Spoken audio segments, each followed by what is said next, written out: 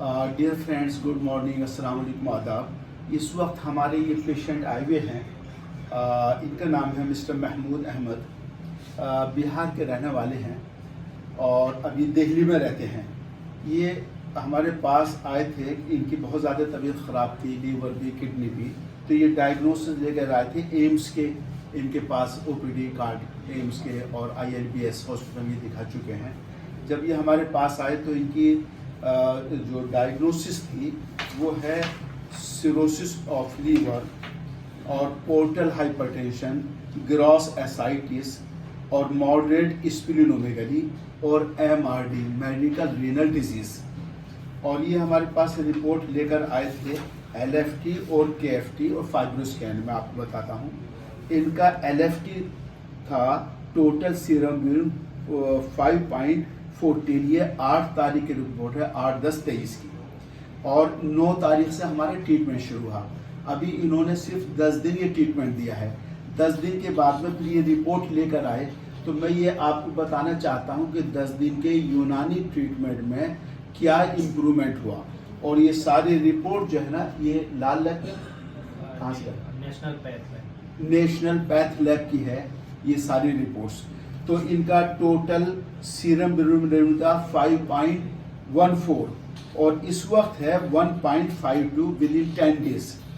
Number 2, SGTT इनका 118 था, अब ये 48 रह गया।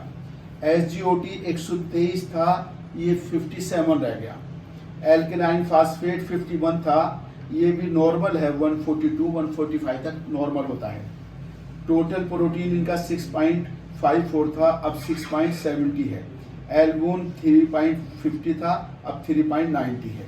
तो ये तो लीवर के अंदर इम्प्रूवमेंट हुआ जो इनको सीवियर जॉन्डिस था, लेकिन अब 1.52 रह गया, जबकि 1.2 तक ये नॉर्मल होता serum bilirubin.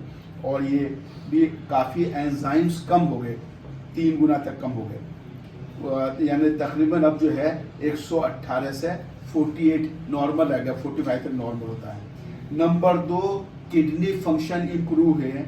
Number blood urea 83 था इनका, ये 8 अक्टूबर 2000, और ये 17 को जो है 10 दिन के अंदर 41 रह गया। तो ये डबल से आधा रह गया, ये नॉर्मल हो गया। सीरम क्रिएटिन 3.10 था, अब 2.01 है। यूरिक एसिड 7.2 था, अब 7 है। और इनके जो है प्लेटलेट 65 थे, अब 88 हैं। HB इनका 8.10 था, अब 7.50 है। स्टूल चूंकि इनको ब्लैक हो रहा, थोड़ा ब्लीडिंग हो रही है, उसकी वजह से इनको HB कम हो रहा। तो ये है improvement on the basis of the laboratory parameters.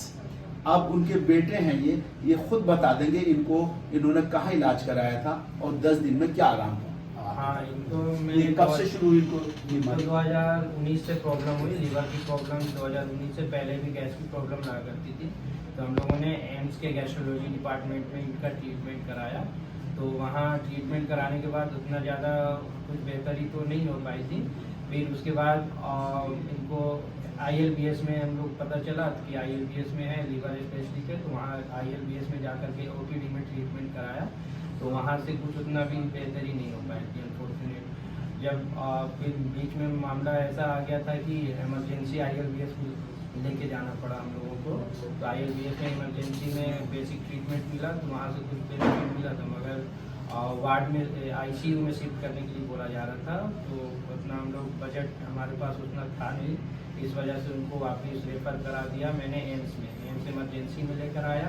तो वहाँ से इमरजेंसी में बेसिक ट्रीटमेंट चली और फिर वहाँ बेड अवेलेबल नहीं होने की वजह से सफदरजंग में रेफ़र कर दिया गया। तो वहाँ सफदरजंग में 3 दिन एडमिट रहे, 3 से 4 दिन। तो वहाँ बस नॉर्मल किया गया कि स्टूल जो इन्हें मल्टीपल टाइम आता था और जो वीकनेस थी वो सब इनका कम कर दिया गया। फिर वहाँ से 4 दिन के बाद डिस्चार्ज हुए। डिस्चार्ज होने के बाद हम लोगों के इस बीच में यहाँ पता चला डॉक्टर अख्तर सर के बारे में। तो हम लोग यहाँ लेकर के आए। तो काफ़ी उससे 10 दिन का भी मेडिसिन खाया इन्होंने, तो उससे कुछ बेहतरी तो आई है अकॉर्डिंग टू रिपोर्ट। बाकी थोड़ा और इंशाअल्लाह उम्मीद है कि और आगे बेहतर हो जाएगा।